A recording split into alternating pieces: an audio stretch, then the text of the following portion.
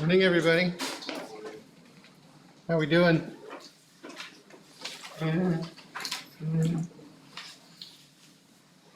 Judging from the number of people that have actually opened the homework assignment, you managed to take advantage of the pushing back of the homework. It's okay. Get started, though. Get started. For those of you that have started, good job, right? And some of you quite a way through there. This week, we are going to conquer chapter 4 finally, and chapter 5. We are going to do a lab tomorrow that is going to help you with vectors quite a bit, because we're just doing so many vectors all the time. It's just more vector stuff. It's lab 6. I know lab 5 comes first, but we do them out of order. So lab 6 tomorrow. And then in the next week, we'll be getting into energy, but we'll get there soon enough. We did this. We did the inclined plane, did an example of that. And so, to just start off the Tuesday, let's do a quiz. Because why not? One last thing before we leave chapter 4. And that is talking about a special case of equilibrium. So, it's hard to see, but there's a climber right there. The climber also happens to be my daughter, several years ago. I don't know if you can tell, but she's climbing in bare feet. My daughter's had this problem growing up. She just won't wear shoes. Even when it comes to climbing. She said the climbing shoes were hurting, and I was like, okay, take them off. So she did. She climbed in bare feet. I don't understand. I don't get it, but it worked. Let's do the example of a climber hanging off the end of a rope with their feet against the wall. And we're going to use this as an example of a special kind of problem called an equilibrium problem. Now, equilibrium means that the total sum of forces on an object is exactly 0. So if the total force on an object is 0, what do we know about its acceleration? Also 0, which means it's not changing its motion. What kind of objects do you want to have in equilibrium? Do we want this building to be accelerating? No. Right? Do we want bridges to be accelerating? No. Right? So there's an entire branch of engineering called civil engineering that basically is working to make sure things have accelerations of 0. Right? So let's dive in here. And our goal, okay, is we're going to find a couple of things actually. We're going to find the tension in the rope, the amount of force that's in that climbing rope, because climbers really don't want to exceed the amount of force that their rope is rated for. That's a bad day. And then we'll also find the amount of force that exists between the climber's shoes, feet, and the rock. This is something that climbing shoe manufacturers would want to know, because they're trying to get as much friction as possible between the foot and the rock. So we start, if we're going to find these forces, we're starting with the free body diagram. This is our visualization, right? So we visualize and we try to draw this free body diagram. Now I'm going to draw this is the rock wall, okay? And then I'm going to draw the climber, right? They've got I suppose I could have drawn a climber or something like this, right? But when you start getting detailed like that, you can get confused as to what line is meaning what and all. Right? Remember, keep a simple shape. Right? We're going to deal with the shape of objects later. Right? Now all of our objects are just squares.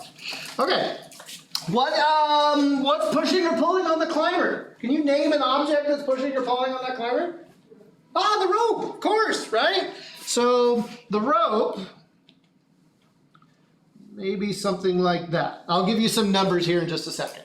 Okay. All right. So we've got the rope. We better label that. What do we call the force that ropes exert? Tension. So we'll put a capital T on it. All right, good. Any other objects that are pushing or pulling on the climber? What? Gravity is the force. The object is the earth. Which way does gravity point? Well, straight down. Okay. Any other objects? The rock, right? Okay, the surface, right, that the climber is pushing against with their feet. Okay, so because that's two surfaces coming into contact, what do we give? What name do we give that? Normal. It's normal force. Okay, perpendicular surface. And what would perpendicular to a vertical wall? What would that direction be? It would be horizontal, wouldn't it? Out and away. And we'll call that the normal force. Okay. And there's definitely one more because I mentioned it. There's another force here. And it involves the wall. I heard it. Friction. Right? Without friction, if it were an ice-covered wall, right, okay, there would be no tire, it would just spun, okay, or dangling, as the case may be. So now the question becomes, what direction is the friction? So there's actually only two choices for the direction of friction. Friction has to be perpendicular to the normal force, right? Normal force is outwards from the surface, but friction is in the plane of the surface. And so that means friction's either up or down. So the question is, which way is it? Climber plants their foot, right? And is trying to push themselves up, right? Which way are they pushing on the rock? Down. So which way does the rock push on them? Friction is up. Just like friction is forwards when you're taking a step, you're pushing back. But we're asking the question, what direction is the force on you, right? Force on you is forwards. So this friction is going to be that way. Pushing up on the climber as the climber pushes down. Okay. So any other objects interacting? No other mean dads pulling on the rope from below? She liked it. She had fun. All right, so this free body diagram is not complete. What's missing? Coordinate system, good, right? We need to pick a coordinate. And I gave you a rule of thumb, a way to stay safe. What was that rule of thumb? Always pick the coordinate direction to be in the direction of? Acceleration. Acceleration. What's the acceleration here? 0, right? Equilibrium, that word, okay, means the acceleration is 0. In any direction, right? So without an acceleration, we're free. We're free to pick whatever we want. And we know that whatever we pick is going to determine the vector components that eventually we're going to have to go find. So we want to pick something that reduces the number of vectors I have to break up into components, right? And I'm seeing 3 vectors right now that are kind of all lining up in perfect X and Y directions. Do you see them? What 3 are kind of like already lined up for us? Friction, normal, gravity, right? They're kind of perpendicular to each other. And so if I make a coordinate system, I say, okay, you know what? I'm going to go back to my roots and say positive Y up and positive X to the right. Then that means that the only force that I have to go break up into its X and Y components is the tension. And why do I have to break up tension? Because breaking up tension in society is a good thing to do. No, it's okay. That was philosophical. Because why? It's moving both vertically. It has both pieces, doesn't it? Yeah. And we want to separate those pieces out so that we can then apply Newton's second law. All right. So no rotated coordinate systems here, which is awesome. That's great. Okay. So since we're talking about any, let's go ahead and find the X and Y components of the tension. So let me give you some numbers. I actually wrote down some numbers here. Let's say that we know that the mass of the climber is 25 kilograms, okay? That's about 55 pounds. That's about how much she weighed when the picture was taken. She's in college now, so she did survive. And then the coefficient of friction, I had to go look this one up, okay, between climbing shoes and granite, and they have different kinds of rock, is 1.1. And coefficient of friction has no units. It's a unitless thing. And then the angle, I just estimated the angle, is 70 degrees. And that angle is the angle right in here. It's the angle measured from the horizontal to where the rope is pointing, right? So the rope is pointing up at 70 degrees. Okay, so if we have all that data, and we want to go find the components of the tension here, I have a Tx and a Ty. How do I know Tx points to the right? Which way does tension point? It points to the right and up, doesn't it? It's pointing into like a first quadrant if you want to think about it that way, right? So I know that it's going to point to the right and it's going to point up. Of course, whenever you have a vector, you don't have to draw it the way I do, where I put my vector components right at the tail. You can complete the right triangle. That's perfectly fine. Personally, I notice that if I do the triangle, I often miss my vector component over here when I'm doing the next step. So I like to have my components over here, and generally that's kind of how it's done in textbooks and the internet and all that kind of stuff. You are making that right triangle there, right? That angle in there. You go ahead and sketch that off to the side. It's perfectly fine. Okay, so Tx, am I going to use sine or cosine for that one? Oh, cosine, because it's touching, right? And then Ty, I'm getting messy now. Ty is going to be T sine theta. Okay, so I like to put my vector component step into the visualization. I know, once I've got a coordinate system, it makes sense to just sit down there and work out all the components that I've got, so that the next step becomes smoother. And the next step, the strategize step, is apply Newton's second law. Now, Newton's second law is a vector equation, which means it comes in all of its directions. We don't do the z direction in this class, but you could. So we have both the horizontal and vertical x and y directions. And we start this, okay, the same way. They start with MA equals. You could say MAX and MAY. You start with, this is why I write it backwards, okay? I don't do F equals MA. I do M times A equals, and now I can start writing. Some of you will come up to me, Mr. Balogh, I can't do this problem. And you will have written down exactly correctly and beautifully and wonderfully all the forces in their directions.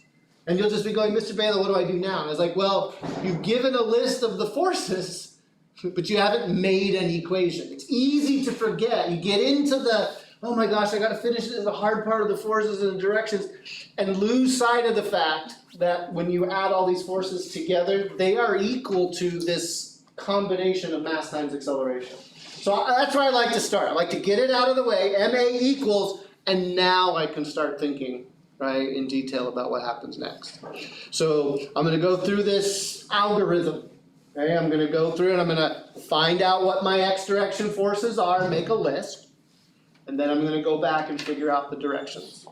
Right? So in the x direction, I'm seeing, well, I see two forces. Do you see two forces? What are they? Looks like we got like a normal force and a t cosine theta, right? What I do is I look over at my diagram, I just eyeball along this line, right? I kind of see this imaginary line, the horizontal line. I go, what's lying along that line? Okay, it's normal and it's t cosine theta. You call it tx if you want, but. All right, so notice I left a little bit of space there. And now I go back and I say, okay, what direction are these things pointing? Yeah, Mario. What are we looking for? We're going to find everything. We're looking for tension and friction. Yeah, but we'll get there. We can ask that question later. But it's a good question to ask now, too. Normal, positive or negative?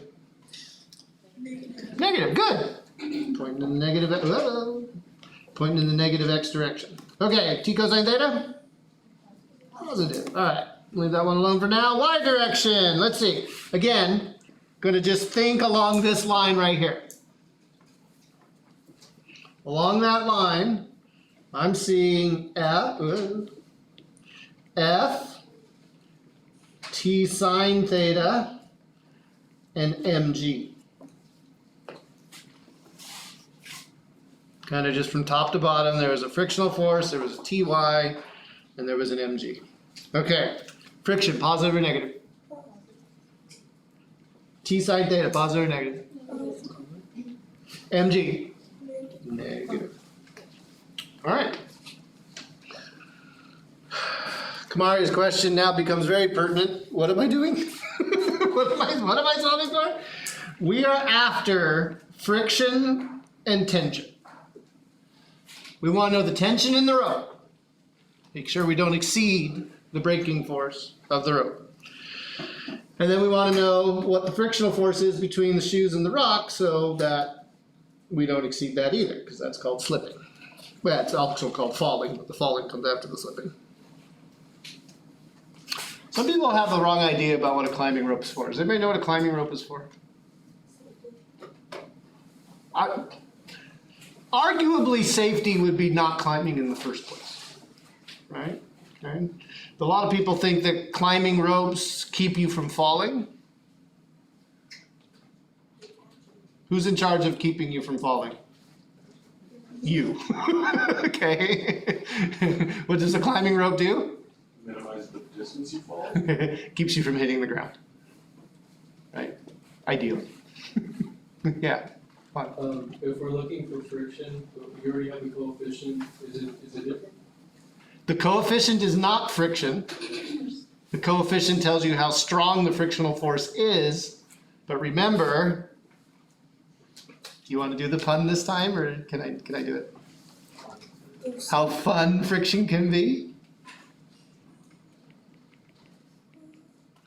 Right?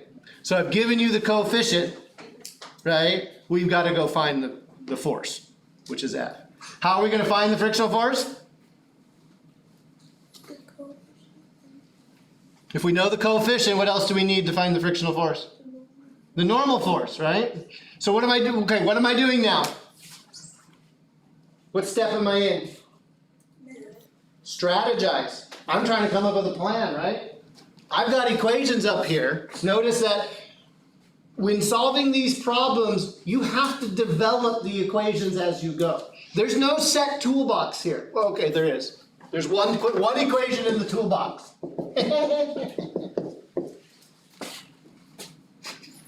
Right? But every problem you are coming up with the equations. You're developing it. And this is what you will fight against. You'll say, Mr. Balogh, just give me the equation, right? That's the whole point. Newton's law generates these equations so that we can then go solve for things, which is why this is hard, right? You're being asked to develop these things as you go. And the more practice you get, the better you'll get at it. But as I look at this and I strategize and Juan's question comes up, well, I have the coefficient, right? Isn't that it? Well, no. The coefficient goes in that equation. I need the normal force to find the friction. Okay, great. The normal force is sitting there in the x equation, isn't it? But what else do I not know in that equation? Oh, good. We know the acceleration. What's the acceleration for this problem? It's 0, isn't it? So let's go ahead and we'll just zero that out for now. So this is t cosine theta minus n. My teachers always taught me that the negative things go last, but I think they were wrong. That's habit now.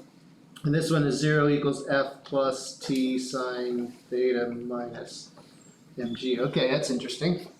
All right, so I've got those I got 3 equations in green, don't I? I got fun, t cosine theta minus n, and then that big horrible thing from the y direction. Okay, so strategy. How am I going to do this? How am I going to find? I got to find tension, don't I? I mean, the problem's asked me for it anyway. But I'm not going to be able to find normal force. I'm not going to be able to find friction without finding the tension, right? So this means that I'm going to look for a way to get kind of rid of normal force and friction if I can, and just end up with tension. That's like the plan that I have. And you have to sit there and you have to ask yourself, what am I solving for? How am I going to get there? What are the things that I don't know that I can eliminate for now and maybe circle back to later? Just because you eliminate something doesn't mean you can't circle back later and find out what it is. Okay? So I'm gonna focus on finding this tension. I feel like tension's showing up everywhere, and I've got to conquer that before I can really figure out anything else. So I see some substitutions that can be made. I see that I can substitute for F right there, right? And I can solve for the normal force right here, which is T cosine theta, and I can stick it up into here, right? And bring it all the way around. Let's see, that would make this equal to mu times T cosine theta.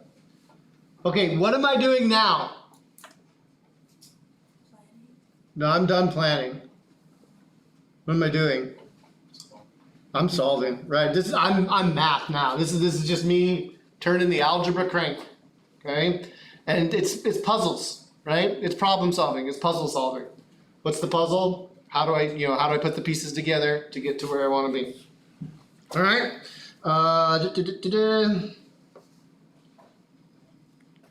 That's going to be mu t cosine theta plus t sine theta minus mg.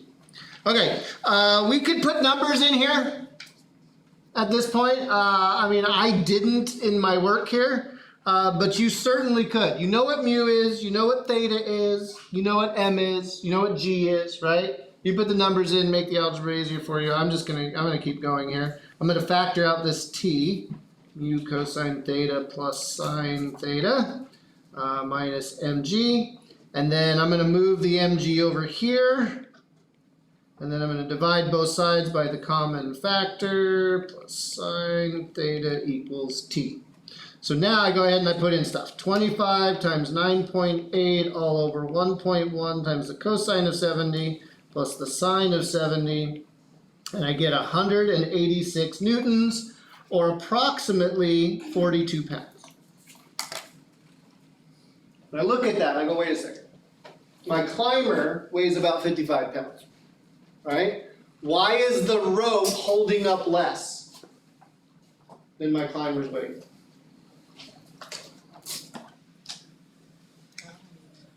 Where did the force go? Ah, the shoes, right? The friction between the shoes and the rock?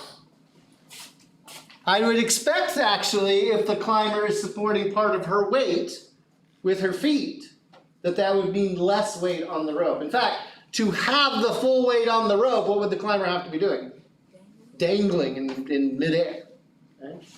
So I'm kind of confident. I mean, I may not know that I got the number exactly right, but at least it's not more, right? If it was more force, I'd be starting to worry. Okay, so we'll go ahead and circle that, or give it a box. And now that I know what the tension is, how do I find the friction? No, I just go back, right? So my normal force is T cosine theta, and my friction is going to be mu times that normal force, right? So it's just 1.1 times 186 times the cosine of 70 degrees, and that gets me 70.2 newtons, or approximately 16 pounds.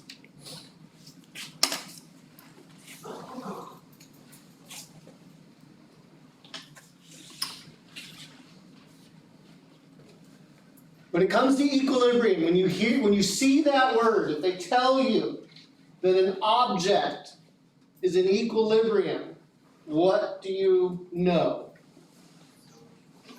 Acceleration is 0. That tends to make the algebra a little bit simpler. Although one could look at this screen and go, there's nothing simple about this, Mr. What have I done in my life to deserve this? What choices have I made to bring me to this point? Remember, you signed up for it. Somebody made you, but you did.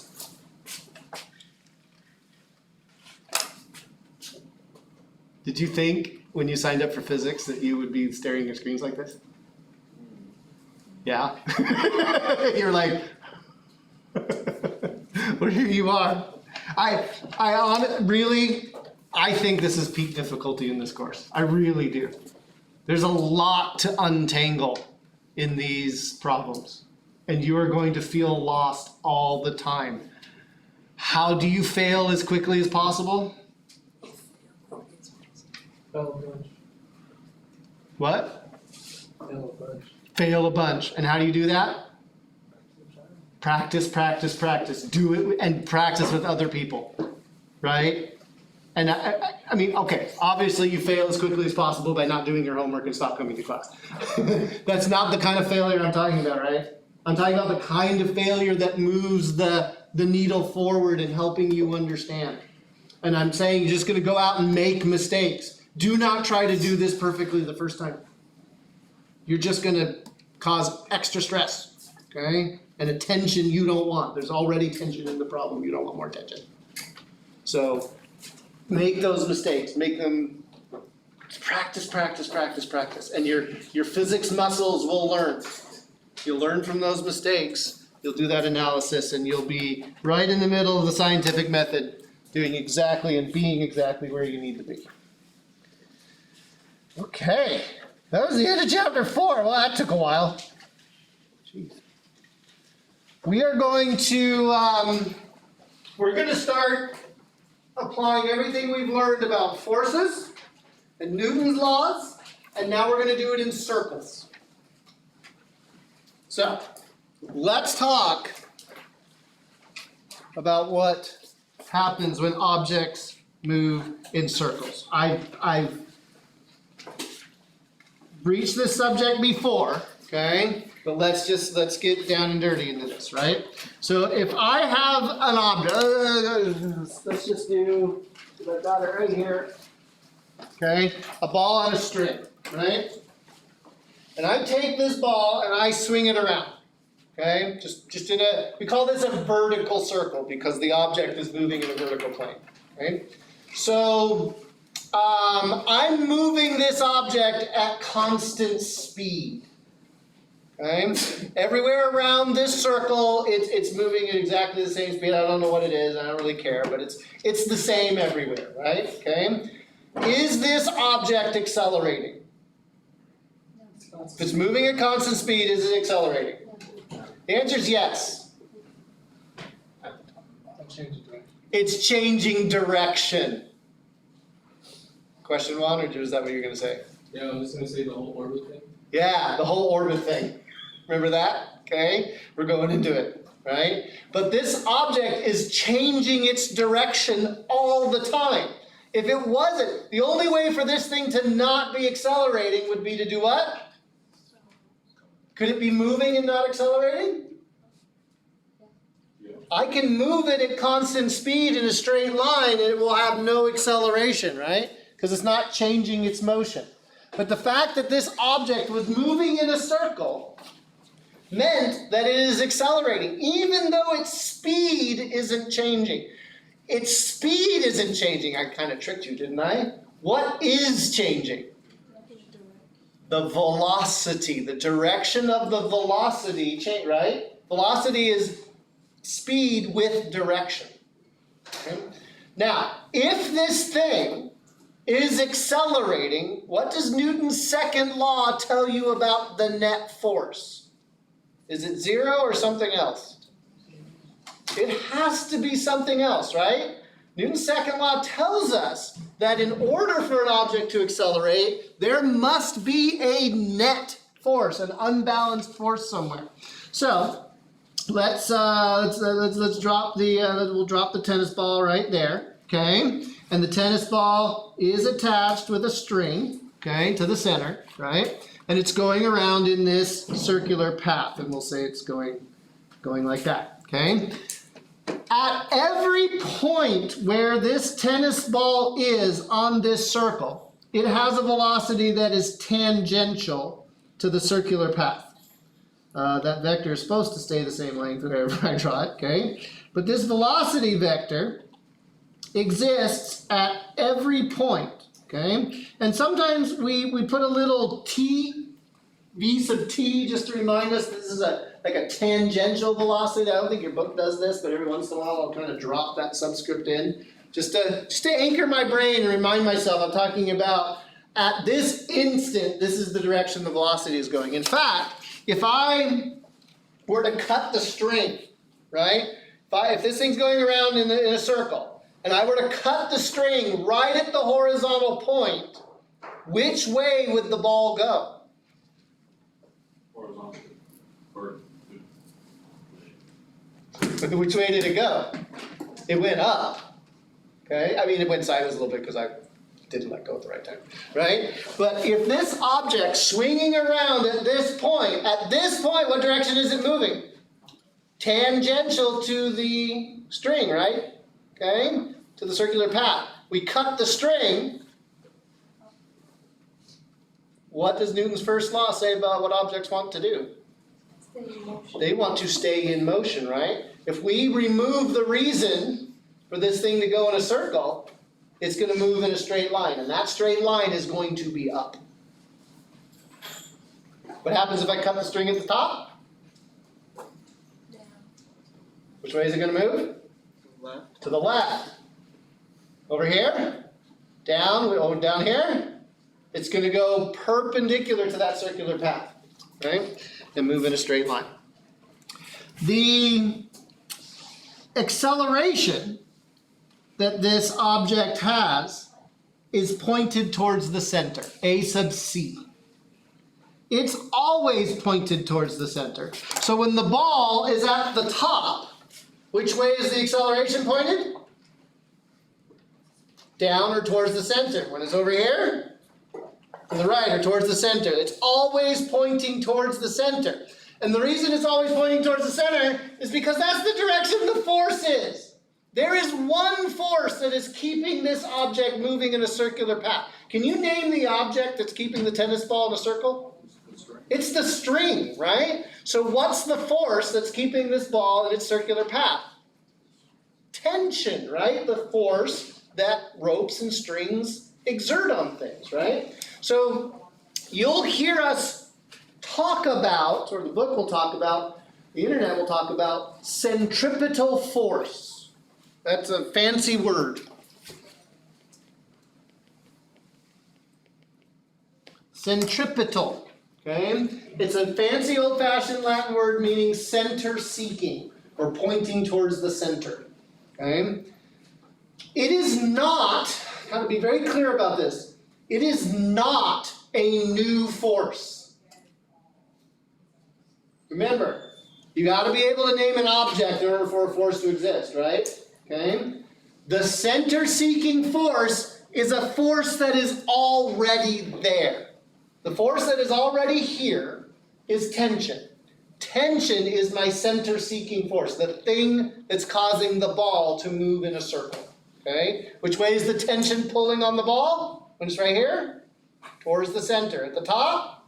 Down, right? And the force and the acceleration are always pointed in the same direction according to Newton. Net force and acceleration are always pointed in the same direction according to Newton's second law. So please, please, please, if you're drawing a free body diagram of something moving in a circle, you know it's going to have an acceleration pointed towards the center. You do not have to invent a force. You need to name an object. Okay, we got to clear up something. There's another C word that's often used when objects are going in circles. And it's a bad word, and I don't want to disease your young innocent mind by using bad language in class. But we do need to talk about it. We're all adults, right? So we can be adults about this, right? It's a word, it starts with a C and it's got an F in it. Okay, Seth, I still like you. Centrifugal. Centrifugal? Have you ever heard of centrifugal forces? Maybe? Okay? They don't exist. The centrifugal force is a made-up force. It's a fictional force made up by engineers to describe something that they didn't want to take the time to understand, engineers. Shoot, she wasn't walking down the aisle. I thought she was walking down the aisle.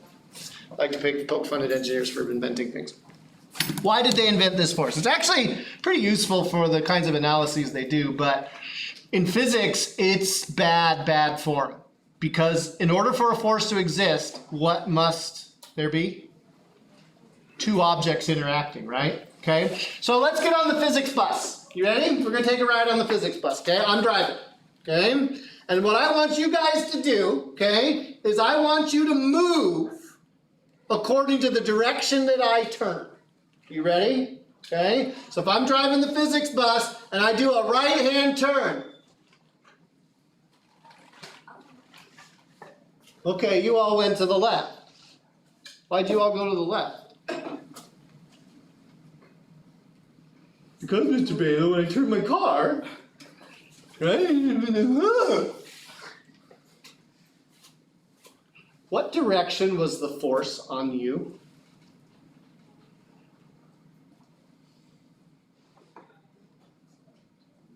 To the left? Name the object that pulled you to the left.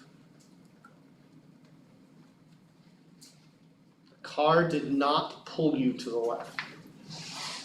There was no robotic arm that came out of the car's door and grabbed onto you and pulled you to the left.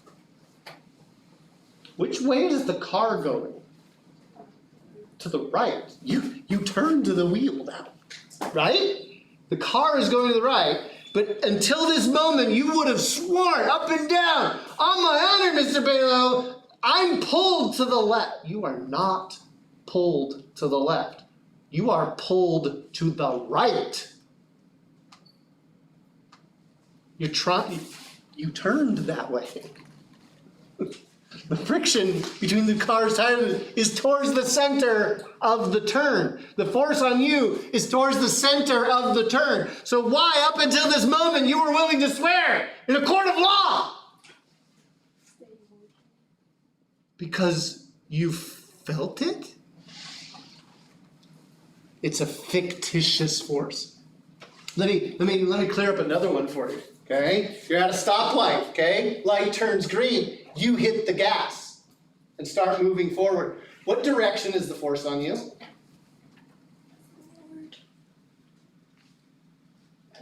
Backwards. Wrong. And yet, you're sitting there going, Mr. Balogh, you are stupid. They gave you a degree? Of course it's backwards, Mr. Balogh, because when I hit the gas, right, I am pushed backwards into the seat.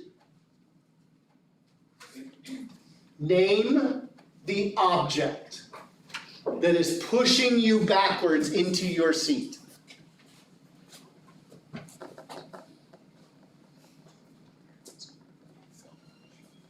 Acceleration is not an object. In order for a force to exist, there must be an interaction between two objects. Name the object that's pushing you backward into your seat. There isn't one. And yet you were prepared to swear up and down that you were being pushed backwards. Why? Why do you think you're being pulled to the outside of the turn? Why do you think that you're being pushed backwards? When in fact, when you're standing at the stoplight and you hit the gas, which way is the force on you? You are accelerating forwards. You told the car, forward go. The force on you is forwards, not backwards. Is this because we're measuring our own movement relative to the car, relative to the world? Close. It's because you're all egocentric, self-centered. No, it's not a personal insult. It's true. We think about what we're experiencing, like from sort of our central point of view, physically, and we are reacting to the feeling of acceleration. Newton's first law says that you want to do what? Sitting there at that stoplight. You want to stay still. But the car pushes you forward. And so your inertia reacts to that, right? What you are feeling is your inertia. your mass not wanting to change its motion. But the force has to be forward because that's the direction you are changing your motion. In a turn, you turn the wheel. What does your mass want to do? Keep going in a straight line. But the car is turning to the right underneath you. You're trying to go straight, car trying to go right. You're going to hit the left-hand side of the car if you're not careful. One. So would it gonna be like static friction? Static friction pulls on your butt to the right. But you react, you think, oh wait, my inertia is being affected, I must be being pulled to the left. Engineers live in a fantasy world of being pulled to the left. But in fact, you're being pulled to the right. Physics is hard! Learning the truth can be hard, right? I don't make any apologies for it. I would go question your parents. Okay. So, let's get a toolbox down here. It turns out that we can find out what this centripetal acceleration is, its magnitude, if we know how fast something is going. It's the tangential speed divided by the radius of the circle. It's actually just kind of nice and clean and wonderful that way, as regular units of acceleration. And since we're moving in circles anyway, we can actually figure out what this speed is. Speed is distance divided by time, like in our kinematic equations, right? The second kinematic equation, delta x equals v naught t plus 1/2 a t squared, right? Okay. Well, if we're just simply kind of talking about speed, right? And the velocity is equal to distance over time, we can take the total distance something travels divided by the total time, okay, that it takes. How far does something go? Like, not displacement. The displacement's 0 if it goes all the way around, right? Because we end up where we start, okay? But what's the total distance something travels if it goes in a complete circle? It's the circumference. Oh dear, what's the circumference of a circle? Good, 2 pi r. Not pi r squared. Right? This is it. Right? So we can go 2 pi r, and then we're going to use a very special symbol, a capital T, to refer to the period, the total time it takes to go around once. So if you see a capital T, that's the period. And the period means a complete motion of the circle. How long did that take?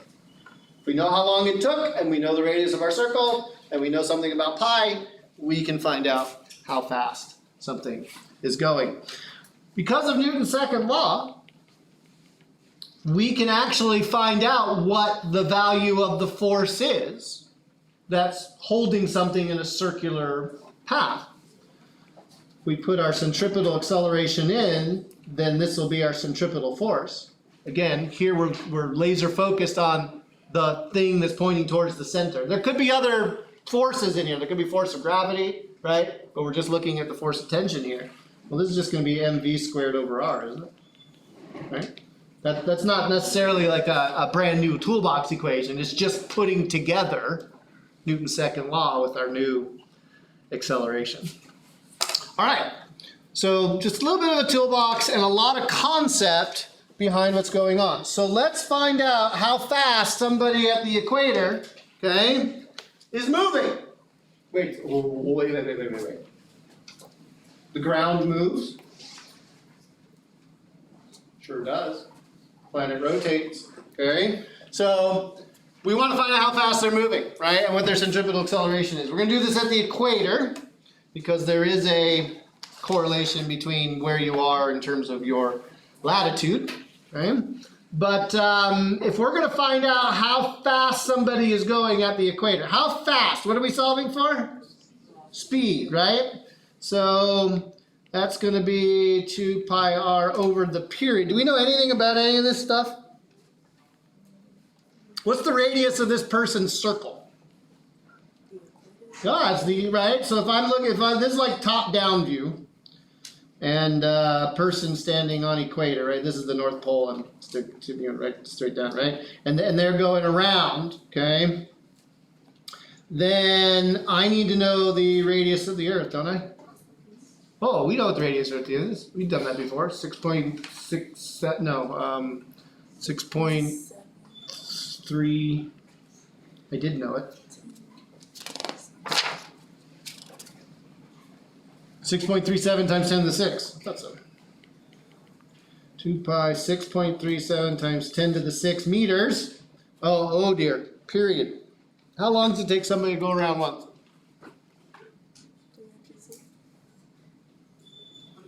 24 hours. Right? Can I just put 24 on the bottom and call it good? No. Right? I've got to put it in seconds, don't I?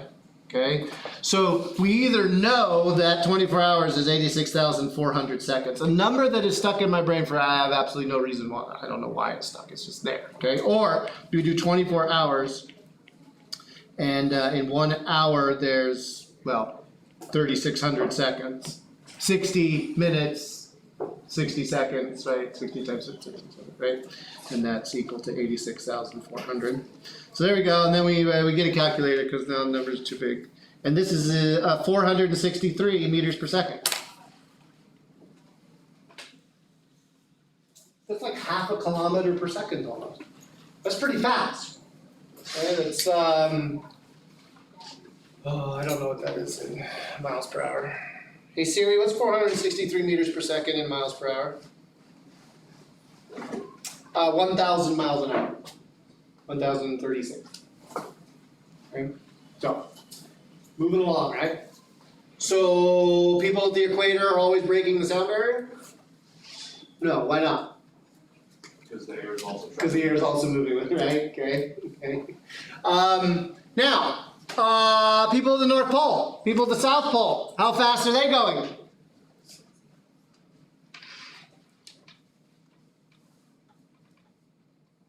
If you're standing on the North Pole, what are you doing? In 24 hours, right? Okay? As you go from the equator to the pole, your circle that you're making on our three-dimensional surface, okay, shrinks. You got to take the horizontal distance from the center line of the Earth, okay? As you get to the North Pole, you're not going tangentially anywhere, but on the equator, you got the most speed that you have. Why do we launch rockets as close to the equator as we can? Why don't we launch from the North or South Pole? Oh, number one, it's cold, North and South Pole. But we want more initial tangential speed. Remember, I told you, the trick about launching rockets is to get them to go sideways. And there's a reason we always launch them to the east and not the west if we can avoid it. Which way does the Earth rotate? Towards the east or the west? Welcome to America. Okay, the sun rose over there. Okay, the sun's gonna set over there. Canada is that way, right? And Los Angeles is that way. Okay, are we oriented? Right? Okay, so we watch the sun come up in the which direction? East. Sun's not going anywhere. If that's news to you, we need to talk. Okay? So if the sun isn't moving, what's happening? We are rotating. In the opposite direction, we see the sun moving, right? So that means that our rotation must be to the east. We launch to the east because there's already initial speed at the equator to the east. If we launch from the North and South Pole, we wouldn't have any tangential speed. We'd have to do that with fuel. If you launch to the west, you're fighting, again, you have to make up all that speed plus some, right? So that's why we launch from Florida. Okay, number one, if we blow up a rocket in Florida, nobody notices, it's Florida. Number two, if you're from Florida, my apologies, condolences. So if you launch from Florida to the east, what's east of Florida? No people. right? It was just the Atlantic Ocean's out there, right? So that's another reason. When we launch from Vandenberg here in California, it's always to the south for special polar launches, but that's getting into too much orbital dynamics. What was I trying to answer here? What is the centripetal acceleration? Well, it's going to be v squared over r, isn't it? I know my v, 463 squared. I know my radius, 6.37 times 10 to the 6. And since I'm putting everything in standard units, it's going to come out in standard units. It's going to be 0.0337 meters per second squared. So is that centripetal acceleration very big? No, not really. It does affect the value for little g at the equator a little bit. I had so in my junior year of college, one of my advisors, this was a crushing day, one of my advisors recommended that I go down to Disabled Student Services and get tested for a learning disability.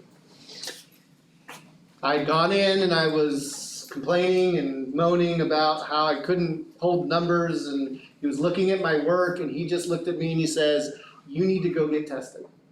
And I was like, what do you mean? I'm not broken. He's like, "We're all broken, but you in particular need to go get tested." He looked at me, he says, "You know this stuff. You know physics. You can say it to me, no problem. But when you write it down, there's a problem." So I did. I went down, I swallowed humble pie, went down and got tested. And I remember there was a bunch of tests. It was like 18 hours of tests, not all at the same time, but like over a period of weeks. And they were drilling in and trying to figure out. In the end, it turns out I had a form of dyslexia. And I remember one of the tests. One of the tests was just like, what is your knowledge? Like they're just asking you what you know. And it ranged from all over the place. And I remember one of the questions. One of the questions was, it's like hundreds of these questions, right? One of the questions was, why do Eskimos weigh less than people that live at the equator? I thought that was a very strange question to have on a psych, right, learning disabilities exam, right? But so we're going through all of these questions, right? And the poor graduate student that was assigned to test me that day was bored, and she was just reading the questions, right? And I'd just been answering, or just telling her I didn't know what the answer was. And we got to this question, and I just smiled. I didn't say a word, right? I just smiled. And she wasn't looking, right? And when I paused, she looked up, kind of like in surprise, like, what's wrong? And I said, "Do you really want me to answer that question?" She's like, "Yeah." I was like, No. Do you really want to know the answer to that question? At this point, she's starting to reach for the panic button to call security. She put her cards down and she said, "Sure." And she leaned back in her chair. She stopped me 10 minutes later as I was halfway through the derivation, okay, of the angular contribution to somebody's rotation around the Earth and why that would change the normal force and the apparent weight and all that. And she's like, "What is your major?" And I said, "Physics." She's like, "Oh, okay." Right? So anyway, yeah. Now you know the answer. When you go get tested, you can answer it too. Yeah, dyslexia. But not the kind that most people think about. I don't flip things, or I flip some things, but it's more about being able to write. All right, let's do a quiz.